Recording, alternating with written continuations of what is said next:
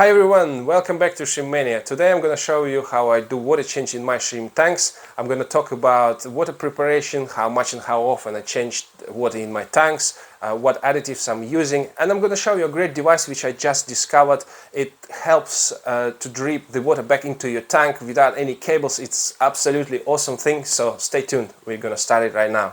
Let's start with water preparation, and here I have a bucket where I prepare my water for water change. And approximately 24 hours per water change, I fill this bucket with RO water and I mix B shrimp mineral GH plus salt, because mostly I keep my Corallinia shrimp, and I mix this salt until I have approximately 110 parts per million TDS. This number doesn't need to be exact. Between 90 and 150 range TDS would work fine for Corallinia shrimp. And here I run a little small USB air pump connected to USB socket with an air stone, and it helps to oxygenate the water, and it also helps to fully mix the salts. And now let me quickly show you what I do in the tanks before water change. And it's of course to clean the front glass. As you can see, that front glass has some green dust algae on it, and it's completely normal. I didn't change the water in this tank for quite some time because I've been away, and you can see it's covered with a lot of algae. And this tank is not too bad, and that's mainly because I have lots of floating plants growing on the surface, and you can see they're growing like a crazy, so you basically need to remove some of them every week, otherwise they're gonna cover whole surface of the tank, and that's not great because you need some light for growing plants inside the tank, and also the light, it helps to grow some algae on the surface, which is good for baby shrimps. So now I'm going to clean front glass of these tanks, and also I'm going to remove some of the floating plants. For cleaning my glass, I'm normally using a sponge for dishwashing, and I know some people using the scraper, but in my case you can see it's not much space here, so it's very difficult to use the scraper. So the best way is to use like this dishwashing sponge. And don't forget to fully wash your hands before you do that. And I wash my hands up to my elbow because I'm gonna put all my hand inside the tank.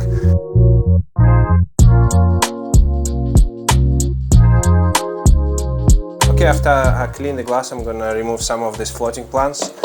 And when you do that, make sure there is no shrimp hanging on them. The shrimps love to hang on the floating plants, so before you remove them, just make sure you do a little shake in the water. And if there are some shrimps inside, they should swim away.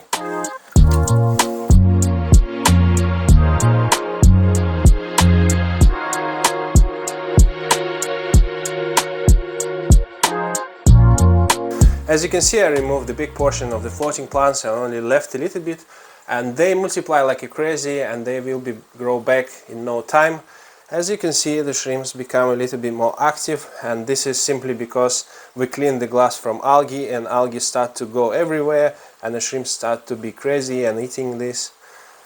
And now it's time to clean the glass from outside. And when I do it, I'm never spray on the glass directly, because there is a risk some chemicals get inside your tanks. So I always spray on a tissue like that, and then I wipe the glass. And I would recommend you to do the same. And take a look at the tank, and you can see that I try to keep very thin layer of the soil at the bottom of the tank, and most of my soil is keeping in the UGF boxes at the side.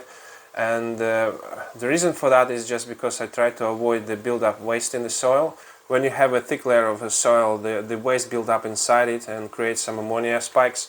So when you have only little amount of soil at the bottom, over the time, because of the flow from the filters, the soil moving towards the back of the tank, and roughly about once a month I move this soil back to the front, just to avoid creating thicker layer of the soil at the back. So this is what I'm gonna do now before I do water change in this tank.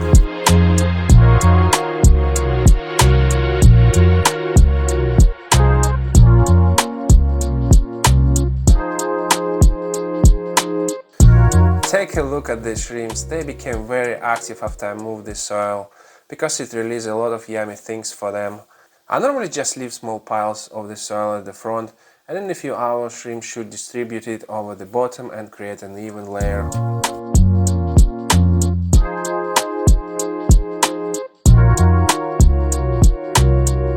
Shrimps are very sensitive creatures, and when you do water change, if you pour your water in a large amount back to your tank, it will change your water parameters very fast and it will stress your shrimps. So it's important to drip your water back into your tank slowly. Guys, and I just found the perfect device for doing that, and I'm gonna show it right now. I think it's in English it's called water dispenser. This cost me only $2 in Thailand, but I saw it on Amazon and eBay. Here in UK it costs about $10. So it's, yeah, this is the beauty of Thailand, everything is cheap there. So how it works, guys, it's just it's very simple. It's rechargeable. So if you want to charge it, you just plug it to USB and recharge it. And it has a little tap which is connected here, and that's pretty much it. And then tubing connecting to the bottom of this unit. So guys, I'm going to show you how it works. So it's very simple. So all you need to do is just to put this tubing into the water and then press the button, and that's it. And you can see it started pumping the water. Very good device, very clever, very happy about this. And you know, this device working as like a same principle as a vacuum cleaner. So it's create a vacuum and sucking the water from one end to another. For example, if you put this end inside the water, you can see bubbling. So you probably already guessed, all we need to do is to attach the tubing on this tap and then put it inside the tank and switch it on. And all we need to think now is to how to place it on top of the bucket. And I have a good idea.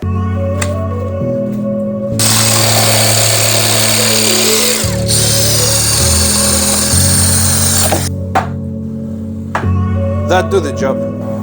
Yeah, it's working. So now all we need to do is to connect tubing to this pump. So I found a perfect size of silicone tubing which perfectly fit to this tap. So I need to feed that aquarium tubing on this RO DIY plastic tubing. And now all we need to do is to feed this inside of the tube, and you can see it's a little bit loose, so we need to use a little bit amount of insulation tape.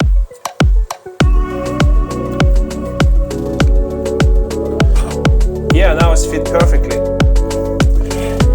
Okay, now let's try this device and change the water in this little tank.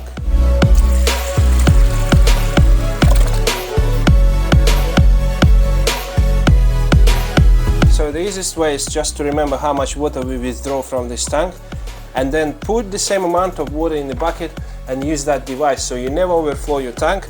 Or another option, to use that little auto top-off system valve so you never overflow your tank. So we're gonna do the easiest way and just remember the amount of water.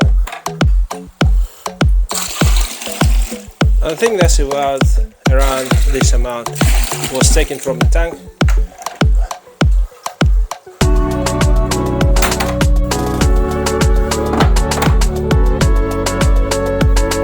So what I did, I connected this air line to that valve so we can adjust the water flow, and at the end I put this U-shaped tubing so it's easy to hook on the tank like this. Now we connected everything, and now let's switch it on. I never checked it before, guys, this is my first time. I hope it's gonna work, yeah?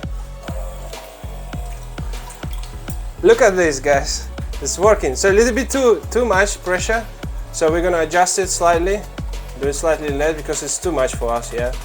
So make it like this. And now all we need to do is just to wait until we use all the water.